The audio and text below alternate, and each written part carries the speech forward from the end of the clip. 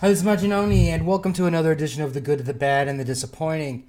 This month was a very special month in that it's very rare when this occurs, but honestly speaking, I cannot display to you a good book. Everything else was average or just, why did I buy it? So, I'm substituting the good book for Terraformers. I would highly recommend this manga if you like violence. Basically, in a nutshell, you have Earth in trouble. They send a probe off into space and it basically has moss and cockroaches, and they're basically trying to make Mars a habitable environment. But actually, what else was going on is you have a disease from Mars that's sent and it's systematically killing people and they can't cure it. So they send some scientists and they discover these giant cockroaches that have evolved into human-like form, but keep in mind they're very strong and quick and whatnot. And as you can see here, they kill people really easily. And it's a really violent manga. Now, in order to combat the cockroaches, since normal weapons just don't work, what they end up doing is they splice DNA of insects with the humans, select humans, because most humans die from the procedure. And if they survive, then they gain abilities of insects. And carnage, there's just carnage and death, and here's an example here of some of the people who get turned into insects. Like, their body actually changes.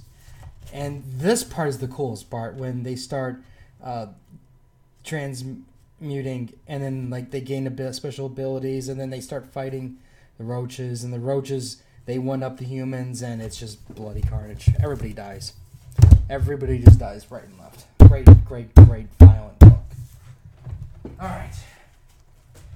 Let's get on with the bad and the disappointing. And is it a surprise that these two wonderful pillars of comic genius elevate us all as readers and make us just truly want to strive our best when we read these books? Because these books are just horrible. If you read these books, I guarantee you, if you want to be breaking into comic books, your only thought will be, I do not want to suck as bad as these two books. And that will drive you to become a Brian Bendis, Jeff Johns legendary status. Because these two books are just written by 10-year-olds. It's just it's a bunch of nonsense.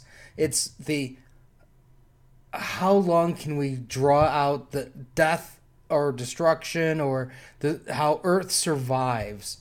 How long can we draw this out? Oh, we can do this 22 issues on this side at least.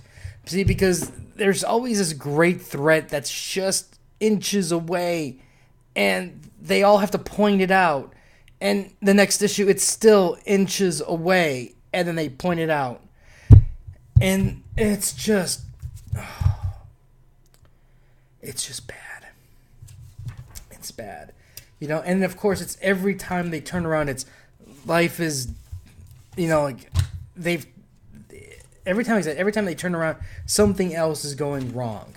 It's like you had Dr. Fate lost his abilities because the helmet went to somebody else.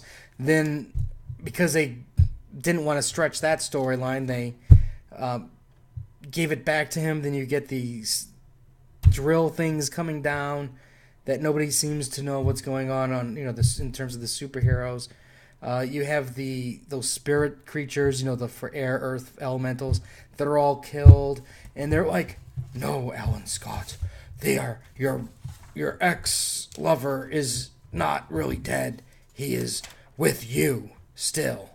And then he's like, "Yes, Alan, I'm here, and let's be friends." And then, they all sing and make popcorn along the campfire. And then it's just like, I don't know. It's, it's like, I kind of look at it as this. You had the greatest heroes. You had Batman, Superman, Wonder Woman, first string, and they got wiped. You have D level heroes here. D. Because they're not even established in most cases. But yet they're able to fight back longer than the heroes. Top tier heroes. You have a Superman who's a wannabe Superman because at first you're like, I really don't want to fight. It's not really the right thing to do. Oh, wait a second. I can get Power Girl as a girlfriend. So, yeah, I think it's time to fight now. Yeah. You have like that kind of nonsense going on. And it's just, I don't know. And you have stupid stories on Earth that are going on with Grayson. And it's just, oh yeah, before I forgot. This book here. This book was terrible. Terrible. Because, first of all, you have Quentin from Wolverine and the X-Men. And guess what his power is? He's got mind control psychic abilities.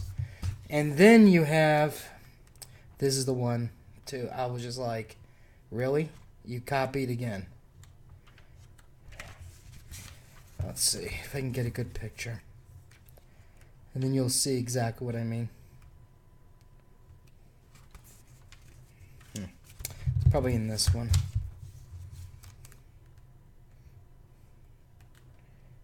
Ah, here it is.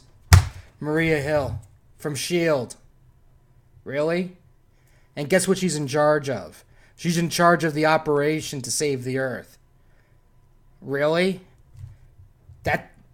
That's the best your writers and editors and artists can come up with? 2 X-Men copy clones? You know what I mean? It's like, really? And you charge us, you have the nerve to charge us $6 to get this utter useless crap. Anyways, that is the good, the bad, and disappointing. Do you want to know what's going on? In case you didn't know what the plot is, we're yet another minute away from the Earth getting destroyed. And all hope is gone again. And this time Apocalypse has landed. That's what happened. Utter nonsense. Alright, anyways, like, share. Let me know what you thought was good, you're bad, you're disappointing. I'll have some more reviews, so watch out for those. And until next time.